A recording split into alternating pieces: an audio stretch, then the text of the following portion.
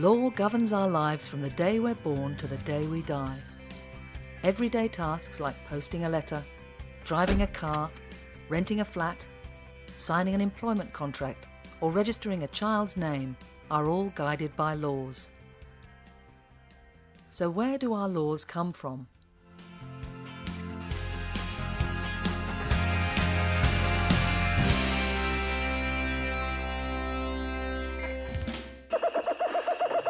Australian law is essentially English law, which arrived here with the First Fleet in 1788.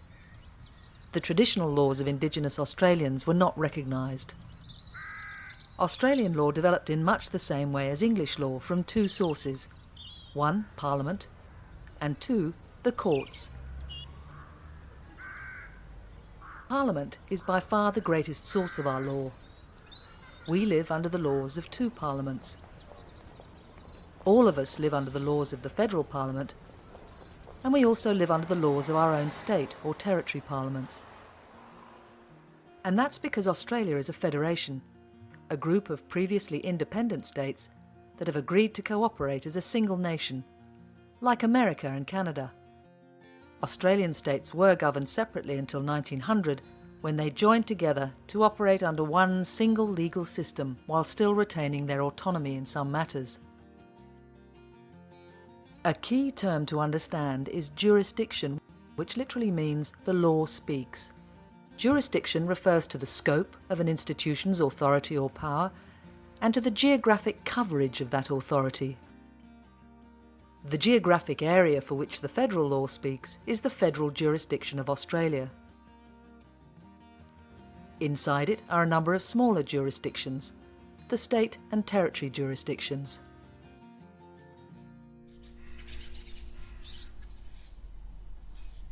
Most Australian parliaments have two houses. The federal parliament has the House of Representatives, also called the lower house, and the Senate, or upper house. In New South Wales, the lower house is called the Legislative Assembly and the upper house the Legislative Council. Parliaments use much the same process to produce their laws, derived from the processes of the British Parliament, right down to the same customs and rituals. Honourable members, the Deputy of Her Excellency the Governor-General requires your presence in the Senate chamber.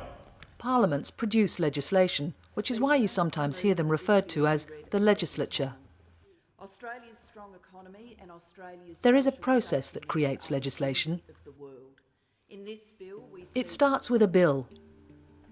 A bill is the name for an act before it is made law. The bill is introduced to Parliament, most often in the lower house, by a member of Parliament, usually the responsible minister. The title of the bill is read out. This is the first reading. Then, in what is called a second reading, the member gives a detailed speech about the bill. This is important because it explains the intention of the legislation. The bill is then debated by members of the House and is put to the vote.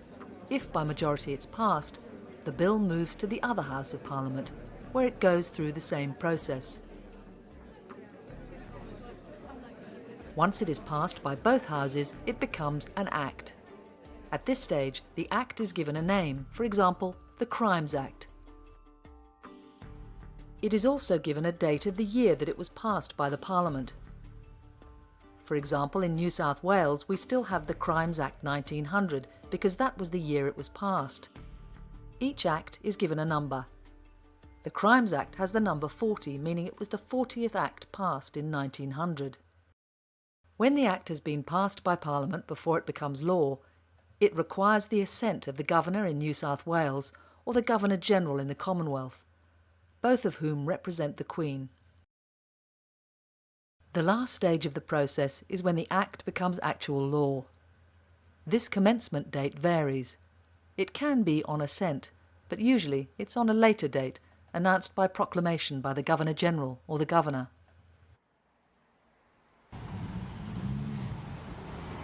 Legislation changes over time.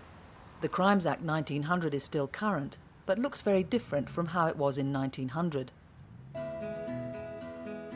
Crimes and penalties have changed over time as society has changed. and the Crimes Act has been amended many times to reflect these changes.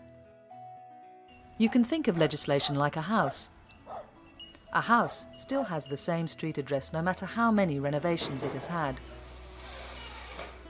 Current versions of acts that include all changes or amendments are sometimes called consolidated acts or acts in force.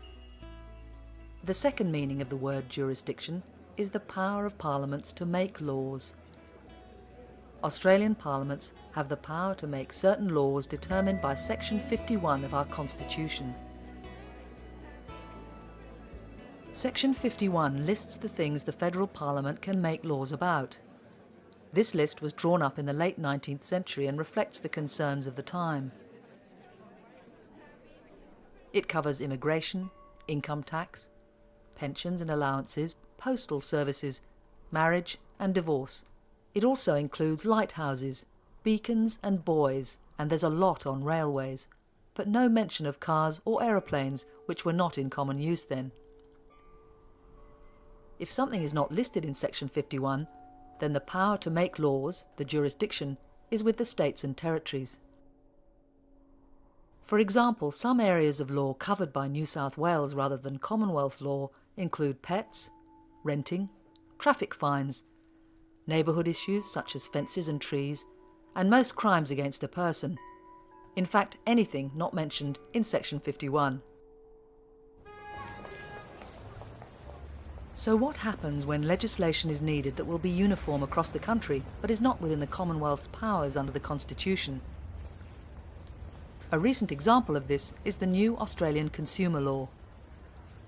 The states and territories agreed to replace their laws with a single uniform law for businesses and consumers across the nation. This process is referred to as harmonisation. Another way of achieving national laws is for each state and territory to hand over or refer responsibility for an area of law to the federal parliament. This has been used, for example, to bring issues relating to children born outside of marriage into the family law system. While the Commonwealth had the power to make laws about and relevant to marriage and divorce, children who were born to unmarried parents were outside this power. So, in the late 1980s, the states and territories referred this area to the Commonwealth, except for Western Australia, which retained a separate system. Now, all children in Australia, other than WA, are dealt with under the one federal family law system, whether their parents are married or not. Sometimes legislation will overlap. For example, federal and state discrimination laws cover the same subject, and because they're complementary, they can exist side by side. But if they're in conflict, our Constitution says the Commonwealth law prevails. As well as Acts of Parliament, there is also delegated legislation. For example, regulations. Parliament, in an Act, can give authority to somebody else to make law. It's called delegated authority, and it's usually given to a minister, who then makes regulations, generally on the advice of their department. A growing flow of migrants brings new Australians by ship and plane from many lands. A good example is immigration law. Immigration law changes frequently, and the only way these changes can be made so quickly is by creating the law in regulations, rather than constantly changing the Act. The parliamentary process would be too slow and not nearly detailed enough. The downside is that this reduces parliamentary scrutiny. Regulations are viewed by Parliament but not debated in the same way. Regulations add to the meaning of an Act and are often a major source of law. Regulations cannot be passed if they are beyond the scope of the Act. To recap, Australia inherited the English system of law. Laws are made by parliaments. Section 51 of the Constitution lists the laws that can be made by the Commonwealth. Anything not listed in Section 51 can be dealt with by the states. Uniform national laws can be achieved through harmonisation or referral. Acts change over time.